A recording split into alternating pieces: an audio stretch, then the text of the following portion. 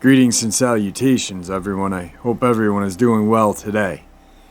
Today I have a bonus Father's Day upload for everyone. Before we get into the upload, though, a couple links. As you know, I rely on my Patreon, my PayPal, and my merch store to help the channel to continue to grow and go. Those links are in the description below. Also, Dogman Frightening Encounters, Volume 1, 2, and 3, the audiobook version.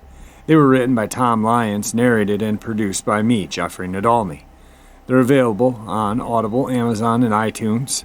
The links to those audiobooks are also in the description as well. Now, everyone, I have taken far too much of your time. Let's get on with today's upload, shall we? Today's first part of the upload is a very little interesting ditty that I found on Reddit. In a Facebook group I'm a member of, another member asked about Dogman sightings in and around her home state of Louisiana. I shared this one with her. Spent some time with some Cajun folk around Lake Charles. They use words like rougarou or loup-garou interchangeably if someone were to see a big hairy thing in the swamp. I was asking about Bigfoot specifically, and they replied with loup-garou with anecdotes and jokes, nothing serious about them. I then asked about rougarou, and their demeanor changed. No more smiles and jokes. This was a thing of nightmares for them. I believe it was after Hurricane Audrey in the 57. The parish of the family was telling me, and many folk were down in the bayous, were lost, that the survivors went out trying to recover bodies, and he said he came up to a big cypress. It was about 25 feet. He saw one of these things sitting in a branch, eating a body of a child. Looked to him like a little girl, maybe 10 years of age. He said he reached for his rifle and shot the thing 3 times with his .35 Winchester. He said you could see the impact as each thud caused water to spray off this thing's body. After the 3rd shot, it looked the guy full in the face, growled, and then went back to eating, now licking its lips, making the sight more gruesome. He said he hauled ass out of there, but went back the next day. Said the thing had taken one of the child's thigh bones and jammed it hard into the base of the tree and hung the torso, stripped clean of flesh, the child's head untouched, so one could clearly see her face. Hung on to it for him to find. Made it very clear to me that these things are cold-hearted, evil, calculating monsters, not animals. 30 years have passed since this now old man had seen this, and when he was telling it, he became pale with tears in his eyes. Today's second part of the upload. So this was 10 a.m. when I'm writing this. I can't fall asleep. I live in a small town of a few hundred people in the middle of nowhere in northern India. It's surrounded by a huge forest on the western side and farmlands on the other 3. My house is positioned in the southeastern corner of the village. So last night at around 2 a.m. I was awakened to this blood-curdling scream coming from the east. I think it was loud enough to wake up the entire village, though I haven't talked to anyone about this yet.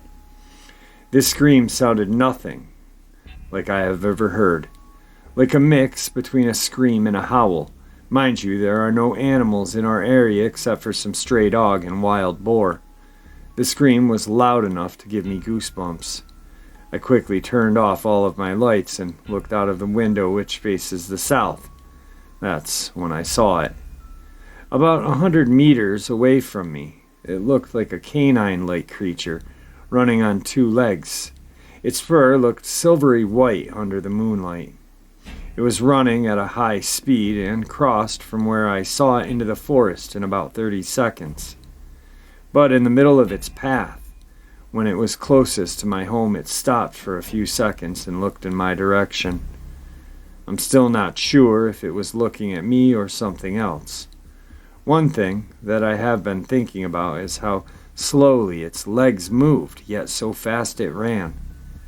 This could mean that this creature was very big, like 10 feet tall.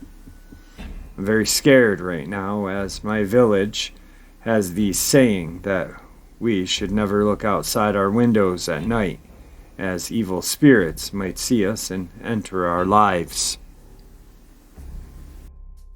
Today's third part of the upload. In June of 2006, a radiology student at Ferris State University in Big Rapids, Michigan, was told by a friend about some strange occurrences near the town of Reed City, about 12 miles away. People had reported some very unusual sightings of a large dog or wolf-like animal near a remote and vacant building. Early one Saturday morning, the student convinced 3 of his friends to accompany him on an expedition to check it out. They arrived at the site around 2:30 in the morning. Nothing happened for the first 30 minutes. Then, one of them saw movement in the nearby woods. The crickets went silent. Twigs snapped loudly. One of the students shined a bright flashlight toward the source and saw something that he termed not human. The creature seemed to be standing upright, apparently hiding behind a tree. All 4 students saw what appeared to be an arm or a leg covered in hair about an inch long. Just a small portion of the face was visible. And the student reported the way the eyes set made me think of a human face. I couldn't see the ears.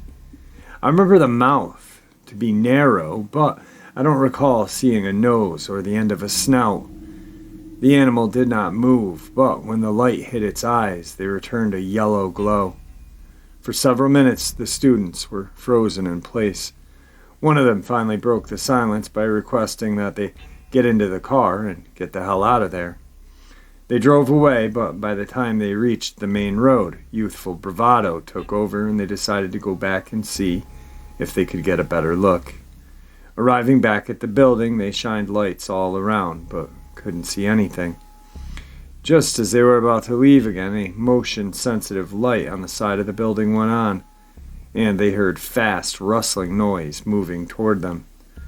The 4 students scrambled back into the car and tore away. As the car roared along the country road at about 40 miles an hour, one of the students in the rear seat turned to look behind them. In the glow of the taillights, he saw a large animal chasing them, running on all 4s. When they reached the main road, no one looked back again. In an interview, the students described the animal as, "I don't know if this was a Dogman or not, but this thing was not human, not natural, and not friendly." Today's 4th part of the upload. The city of Newberry, South Carolina, is fairly small and very old. It's very scenic, surrounded by forests, lakes, rivers, and grand old architecture. Newberry is rich with history, but not all of it is pretty. Mainly the ghost hound of Goshen, also known as the Hound of Goshen and the Ghost Hound of Goshen Hill. It's described as being a large white dog with glowing red eyes. Witnesses describe it as being the size of an adult St. Bernard, with greater speed and strength. It's seen on the old Boncombe Road, and is described as typically simply watching and fouling its victims. But some people have reported being attacked. One legend goes that in the early 1850s, a man would travel from place to place selling his merchandise. This man had a large white dog for protection and companionship. The dog was extremely loyal and protective.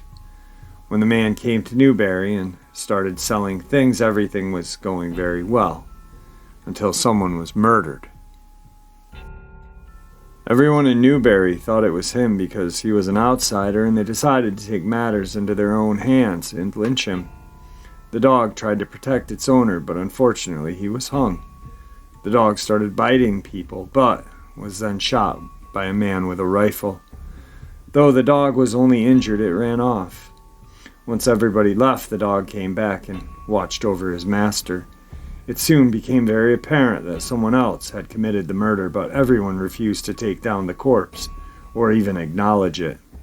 Eventually, the dog and corpse disappeared and everybody relaxed. Though not for long. The first sighting was in 1855 by a young boy. He was a slave, and his master had sent him to go fetch the local doctor. As the boy was riding a donkey down Buncombe Road, he heard a howl from behind him, and a large white dog appeared. The boy immediately sped up, but the dog gave chase, managed to get in front of the donkey, causing it to rear up. Then the dog merely stared and followed the boy until he reached the doctor's yard. At first, the doctor dismissed the boy's story, but he became more curious about it when the boy begged to stay the night instead of heading back. It's reported that the doctor actually saw the dog himself and started recording the sightings of the strange beast. There are stories of those who were in the lynch mob started getting attacked. Many were bitten and debilitated. And one man almost drowned because he was thrown into the river by this dog. The man who shot the dog was surprisingly never attacked or even followed, but it is said that his 4-year-old son went missing in the area and was never seen again. Years later, another doctor reported seeing the dog. He was walking along the road with his own dog when this thing ran into the woods.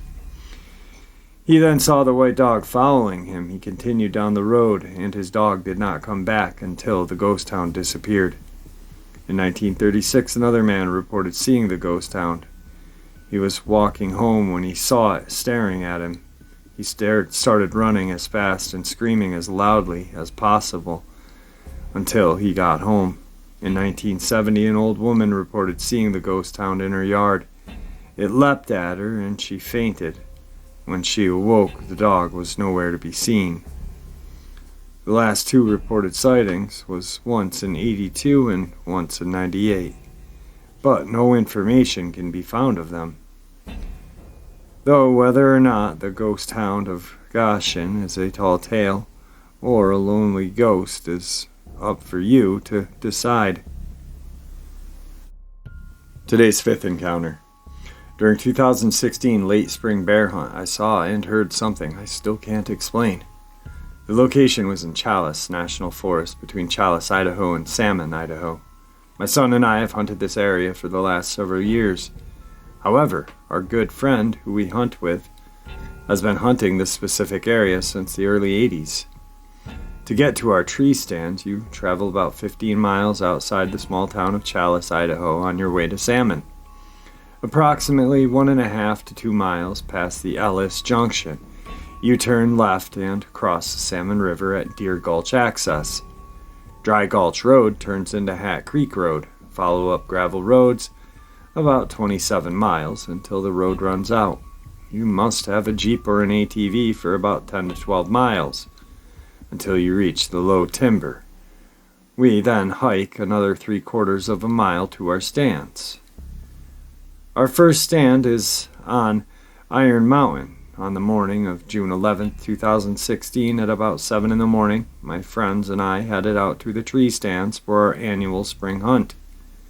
We took our 4-wheelers from the cabin and arrived at our stands more than an hour later. Each of the 3 stands is spaced about 3/4 of a mile to a mile apart. Ted and Darren were letting me get settled into my stand first, since I was recently recovering from back surgery a few months prior. We drove towards my stand and began to hike the final 3/4 mile in. Both Ted and I were U.S. Marine Corps veterans. And as we walked in towards our stand, we noticed the sounds of the forest were just not there. It was far too quiet, eerily quiet. No birds, squirrels, nothing. I mentioned to Ted things just felt weird, like we were walking into an ambush or something. Ted said maybe Eclipse is watching us. Eclipse is a huge black boar we had been seeing on our trail cams for the last 5 years, but could never get a shot at it. We named him Eclipse because he is so big he eclipses our 50-gallon bait barrel when standing in front of it. We just laughed it off and walked to the stand. As I climbed the stand, about 8 feet up, the stand shifted, and I damn near fell out of it. That's when we realized something had messed with our ladder. That's not unheard of. Bears are curious creatures and do stuff like this all of the time. So we just resecured our straps and I climbed up in. As with most hunts, the first 30 to 45 minutes just boring. Nothing going on. By the bait barrel, I noticed I would catch myself dozing off. At one point, I must have fallen totally asleep because I woke up to what I thought was someone saying, "Whoop, whoop, whoop." Then I pause, and it would repeat, "Whoop, whoop." Cleared my eyes, expecting to see Ted or Darren. I first looked down, then straight ahead towards the bait, and then to my right up the hill. And that is when I saw it. I first noticed its color. A deep, rich, red-brown coat, but much longer than a bear's coat. It was squatted down in a small open area between the trees. The length of the coat struck me as odd, so I pulled up my rifle to get a better look through the scope. Just as I got my scope on it, it turned, still in the squatting position, and stood up, used the smaller tree for a moment to get its balance, and walked away on two legs back into the tree line. I froze. I always said if I saw a Bigfoot or something, if I saw ever one, I would shoot it. But at that moment I just froze. I couldn't do it. I believe I was in shock, partially fear of the unknown, but mostly because of how much this thing looked like a human. When it stood up, I could clearly see its back, head, butt, legs, shoulders, arms, the back of its hands, and the muscles flexed as it grabbed the tree for balance. I sat there in disbelief of what I had just seen. I then looked at my watch, 11 a.m. We agreed to meet at 1 p.m. for lunch because of my recent surgery. Ted and Darren agreed to meet me at my stand to help me climb down. 2 hours to wait. Shit, I was anxious. Now I'm on hyper alert. After about 30 minutes, I heard a clicking sound. At first, I think it was a deer or an elk calf trying to locate its mother, but the clicks started moving around me. By the third time, I pulled out my phone and recorded them. I grew up hunting in Oregon and Idaho. I've taught my kids how to hunt. I can't tell you what it was, but I can tell you that it was not a bear, it was not an elk, and it was not a guy in a monkey suit hoaxing me. Today's last encounter for today's Father's Day bonus upload. Pittsburgh, Kentucky. The witness is currently 56 years old. This event happened when she was 6. She remembers the details as if it happened just yesterday. This is something that you will never forget, she states. A day or so prior to her sighting, her family killed 3 hog and discarded the remains across the road in a small clearing. The witness was curious to inspect the hog's remains, so she ran across the dirt road to the edge of the field. To her surprise, there stood a large black creature. It stood directly in front of her, staring at her from the opposite side of the hogs. It was maybe only 20 feet away from me, she explains, but standing on a down slope of the field, so she could only view it from the waist up. The clearing dropped off rather drastically and was surrounded by forest. It stood on 2 legs, maybe 8 feet tall, wide shoulders covered in medium-length, coal-black hair. The witness states, now this is going to sound a bit odd, but the hair on its head was longer than its body and looked groomed. It hung down to its shoulders. The eyes were large and black. At one point, the creature looked down at the hogs and then back at the witness. The nose was wide and had creases across the bridge like a gorilla. The mouth was large with thick lips, and it had high cheekbones. The skin on its face was also black. The witness had the impression that this was a female. Being only 6 years of age, the curious little girl started walking even closer to the creature, and that's when the creature turned and walked away. It had a thick chest when it turned sideways to walk off. At that moment, the witness realized this was no person.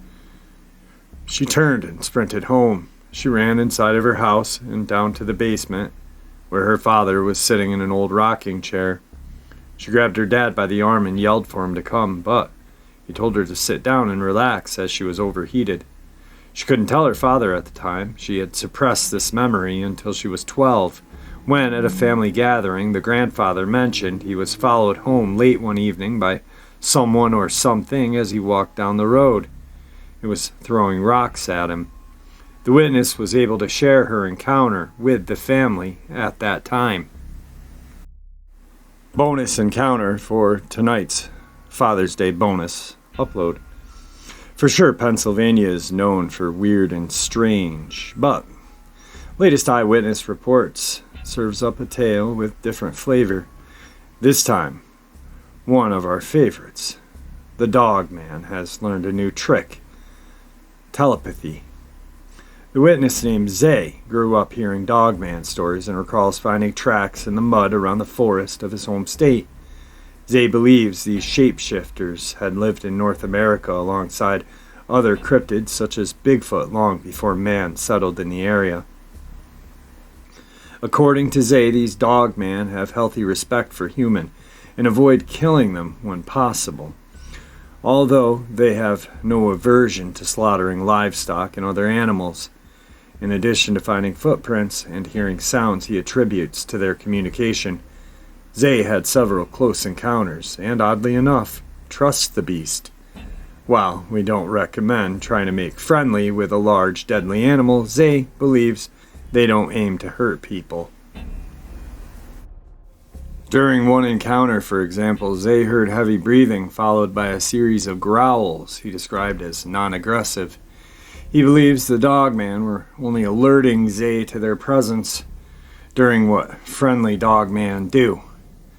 They followed Zay closely for around 15 minutes until abruptly he realized one of them was behind him. Turning, he couldn't see the shapeshifter, but in his mind Zay received a clear image of a canine head and a snout. It was as if the creature was telling him what it was. Zay says he's less afraid of the telepathic Dogman than he would be of some people, and happily walks in their territory without fear of being attacked.